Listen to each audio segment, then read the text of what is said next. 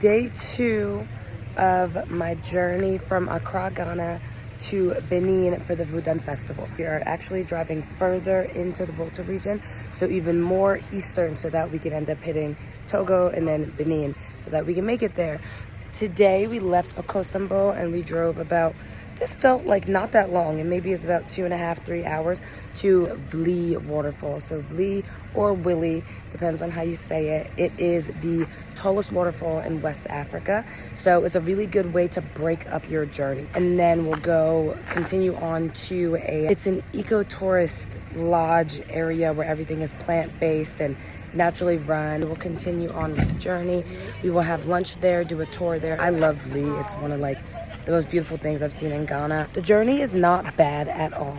It's like pretty smooth roads until you get to a certain point, and it's like, and it's literally like you getting your African massage. The hike, I don't consider it a hike. I think it's more of just like a strong walk, but you've got to take a journey to get into where you can see the waterfall. Now, I think that there are different levels, lower level, upper level. I don't know. I've never been in the top. I don't like hiking. That's really not my ministry. I do a nice, strenuous walk and go on about my life. I don't like hiking, so don't ask me to do that ever in any capacity. You know, people that be hiking up volcanoes and stuff, like, that's really not my ministry. That's just not what I do. Wli will be really beautiful. It'll be nice to cool down because it is hot in Ghana right now. I remember it being hot, but it feels like really hot. Doing the walk to Wli, and the people say it's 45 minutes. I've done this before. I don't remember walking for 45 minutes. But then I think the tour guide might have said it's 55 minutes. I'm confused. We're going to time it. I think we started walking at 9:20. So I'm going to do a timestamp of when we actually make it to the waterfall. But, you know, when you come, depending on who you are, what you need, it's important.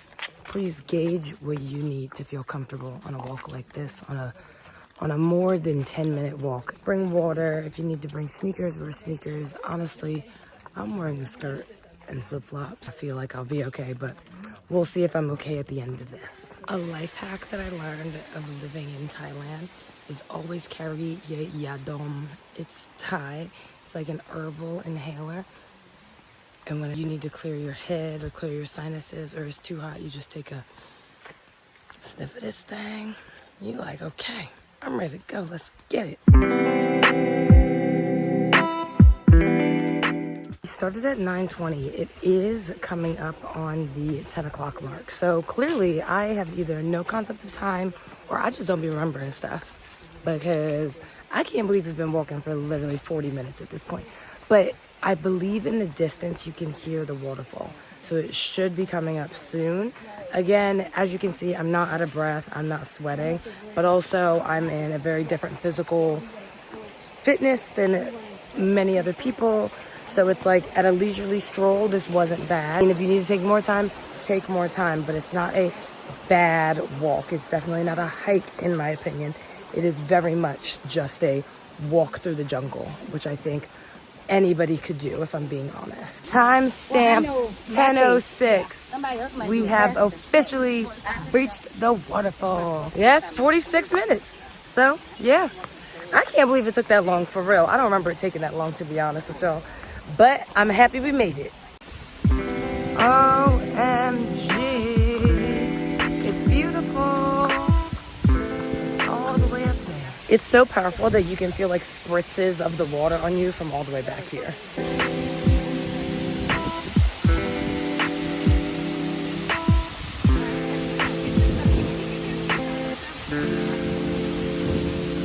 Water is so cold, so I don't know why it's cold. And the water is very low. I know it is dry season, but I came here last December. I mean, it's only January. It's only about maybe 3 weeks later, but the water is definitely low and the water is definitely cold. We got in, we did a little pictures and photos and stuff like that, but it is really cold, so kind of consider that. Again, like I said, I was fine wearing flip-flops on the journey. Got here, people changed into their flip-flops that they could wear into the water because it is rocky, so it can hurt your feet. But other than that, excellent day. We love Wli. If you come to Ghana, make sure you go to Wli and do it with Travel Deeper, because that's who I do all of my travel across West Africa with. We'll link them in the bottom. Here at the Kasi Eco Tourism Village. I don't know what it's actually called, but that's what I'm calling it. I'm gonna put it all on the screen so y'all can know what I'm talking about. It is run by a guy named Cashawn, who is from Atlanta. He is really into sustainability, ecotourism, living off the earth. Grounds are beautiful. You can stay here, you can learn a lot. We're gonna go on a tour and have lunch. I'm so excited because first of all, I'm hungry.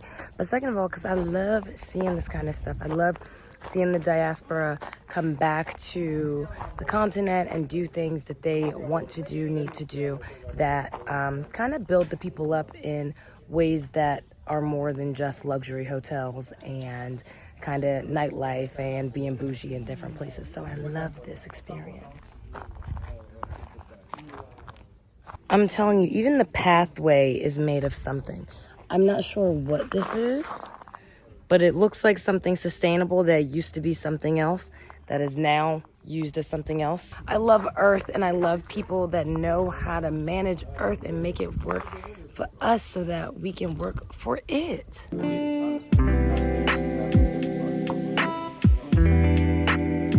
So we are at KASI, which is the Kweku Andoh Sustainability Institute. I thought this was going to be like an eco-village or tourism or something like that. Really, it's an institute. It's like a technical college where people who are interested in learning about like energy efficiency, conservation, living off the land, living off the earth, you can come here and actually do studies. They do everything from like irrigation to learning about agriculture to architectural efficiency. You got solar panels and stuff around here. You can learn so much. It's really cool. Like I said, it's run by this guy from Atlanta. He started this decades ago, and now, you know, his journey and vision has just come to fruition. They have levels for all types of people, young people, K through 12, old people. They call them the golden seeds, I think. Then it's like the young seeds.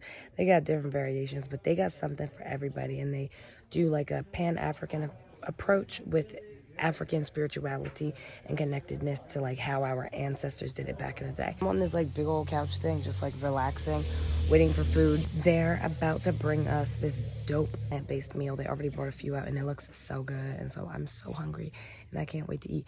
But this is really cool because I just feel like so many people come to Ghana and they're like, oh my gosh, I'm partying, I'm bouging out, transatlantic slave trade learning, and it's like there is so much more happening in Ghana, across West Africa, but specifically in Ghana, that is about kind of like, what does the future look like? What does innovation look like? I was talking to people recently. People go to France because they just want to go to France. Why can't we just do that in Africa? It doesn't have to be you're going somewhere for a certain thing. Like, you just going to go. So, like we've learned, like I've taught y'all, there is surfing in Ghana, there is ecotourism in Ghana, there is sustainability, technical, educational pursuits here in Ghana. It is really dope here. And like they were saying, that there is a lot to learn here. So this is actually a technical institute to teach people about how to get into green work, how to be more sustainable, how to use the earth and support the earth, how we can use the earth to support ourselves by also taking from the earth and giving back into the earth. I mean, this is incredible, and to see it done in like a Pan-African, a Black American vibe, like, yeah, this is dope. Y'all gotta come here. And the different rides and how you get to it. I'm sure they do that now, maybe. They do. Right? But I always... What is it? Cashawn, what is it? This is palm kernel shells. They're palm kernel shells. Yeah, so this is considered a quote-unquote waste product from the palm tree, but we use it as a natural mulch and walkway, and also as natural acupressure. This is sustainability, usable from beginning to end. The KASI Institute is incredible. We are right now in their farm area where they grow all of their own like fruits and herbs and dehydration space so they can make their own spices and everything. If you can come to Ghana, you need to come here and just see a Black man like really running his thing, teaching his people about sustainability, about how to live off of the land, about how to sustain for yourself and do for yourself in your community. It's amazing. They just picked my loofah off of the loofah tree.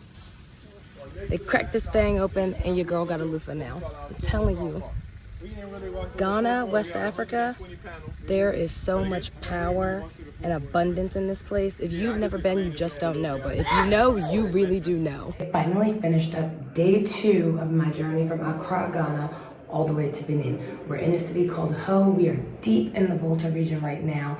We're staying at a place called Sky Plus Hotel. I'm gonna be honest with you, it's no frills, but it is what it is. It gets the job done.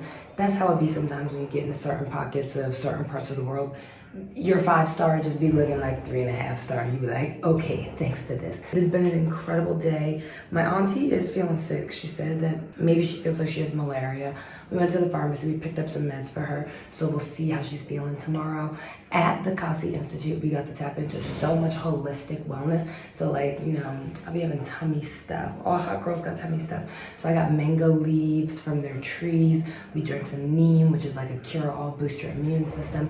And then tomorrow we journey on to Togo. So one of our like first border crossings, I believe we'll get to Togo, stay a night there, and then wake up the next day and continue on to Benin. Day 2 done and dusted. Let's keep it moving because this is such a journey. I love road tripping. I love land travel. I love road tripping through West Africa. Can't wait to keep it going. If you like this, like and subscribe, okay? Send it to your friends. Let your friends know. I'm dropping knowledge. I'm dropping fun. I'm dropping excitement. I'm dropping traveling tea. So come on the journey because we're always having a good time.